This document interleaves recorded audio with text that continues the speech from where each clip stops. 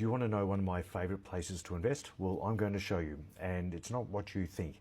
There is a term in Australia that we've heard, and it's probably a global term, that we invest into blue chip businesses. Now, the term blue chip essentially is talking about a business that's been fantastic in the past. Now, that doesn't mean that those businesses will be great in the future. Now, with Commonwealth Bank the exception, but if we look at the four banks in general, they've had amazing returns. They are blue chip companies. They were all listed or floated in the early 90s, and they've been great, and they've been portfolio makers for many people. But they've been good in the past. I'm a little bit more worried about who are going to be the businesses we may call blue chips in the next 10 and 20 and 30 years. Because it's these smaller businesses, the ones that are at the other end of their growth journey, that can provide some stellar returns. And it's where we've had a lot of great results for our clients over the years. Altium rings true to that. So does Pro Medicus in more recent times. Altium has been taken over. So let me just flick around. This is my second favourite graph, and it's done by S&P, the company S&P. So what we're looking at here is, in the middle there, that is the cluster of the ASX 50, the ASX 100, 200 and 300. It's all the same because it's dominated by the top 20 businesses in Australia.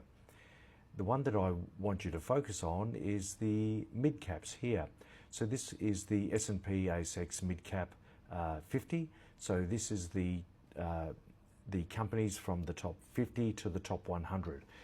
So quite often what you get in these businesses, and clearly that is a substantially higher return, what we're getting in these businesses is they're smaller, they're at the start of their journey, and there's a higher proportion of internal ownership by the people that founded these businesses, who started them, have now growing these businesses. So they've got a conflict of interest, a vested interest to make sure they do the right thing by themselves and their family, and obviously the pride of creating a business. I've always said that business is addictive.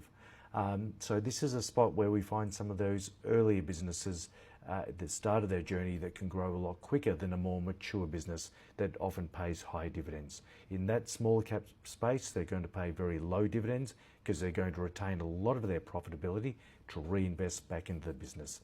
So that's where I love to invest, and why, and it's worked very well over the last 25 years. And it is the hunt that goes on. We're always looking for these great small businesses that are at the start of their journey that can provide stellar returns that can be your portfolio maker. Please remember, this is general advice only. But cheers.